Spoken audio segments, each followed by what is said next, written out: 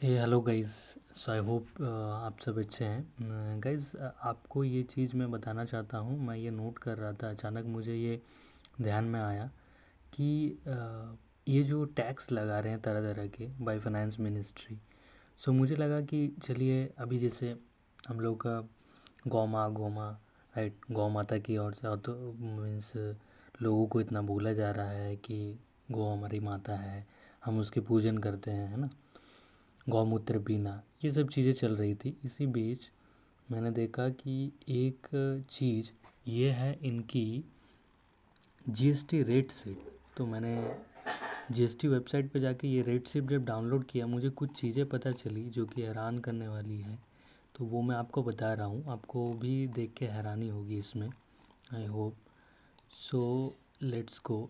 सो मैं यहाँ पे एक चीज़ आपको पहले दिखा दूँ कि कौन कौन से प्रोडक्ट पे इन्होंने क्या क्या लगा रखा है।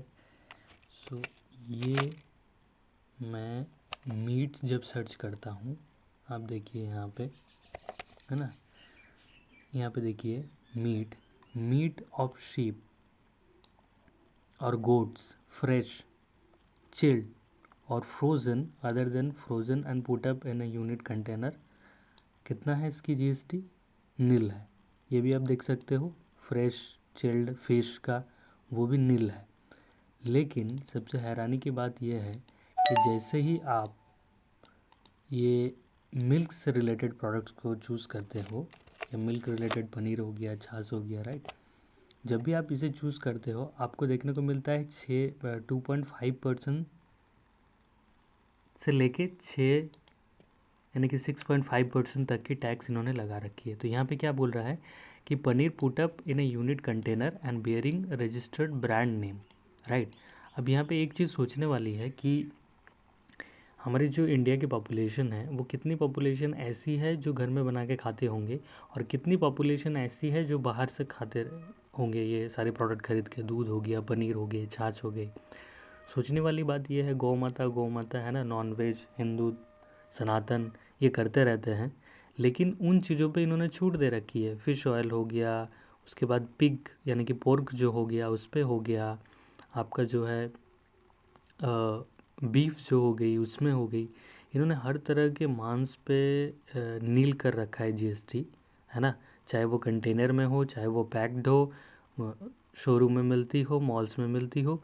बट वही चीज़ जब मैं एज ए वेजिटेरियन, चलिए मैं हिंदू सनातनी हूँ, मैं एज ए वेजिटेरियन खाना चाहता हूँ और मेरे पास ऑप्शन नहीं है क्योंकि मैं बाहर रहता हूँ, आधी आबादी तो शहरों में ही रहती है अभी तक, इवन जॉब करने के लिए भी। तो वहाँ पे 2.5% से 6.5% का मुझे मिल्क प्रोडक्ट्स पे देना पड़ रहा है, जबकि मुझे नील देना पड़ रहा है if I am non veg. तो ये सोचने वाली बात है कि you prefer to be non veg और वेज, एंड दोनों में बहुत ज़्यादा कन्फ्यूजन है और कॉन्फ्लिक्ट है, ऐसा मुझे लगता है। क्योंकि ये बोलते कुछ है, लगाए कुछ है। तो ऐसे फिर लोग क्या करेंगे? अगर टैक्सेस ऐसे इम्प्रूव होते रहेंगे नॉन वेज आइटम्स पे ज़्यादा, तो ऑब्वियसली लोग फोर्सफुली नॉन वेज को अपनाएंगे because of the rate and the taxation that is implemented. तो मुझे ऐसा पर्सनली लगता है कि ये मुंह में राम बगल में छुरी वाली बात हो गई, क्योंकि ये बोलते कुछ हैं, दिखाते कुछ हैं और करते कुछ हैं।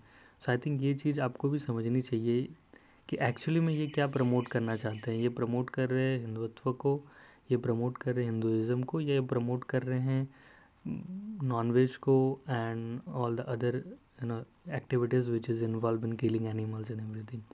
I don't find it relevant. Comment you what do you think about it.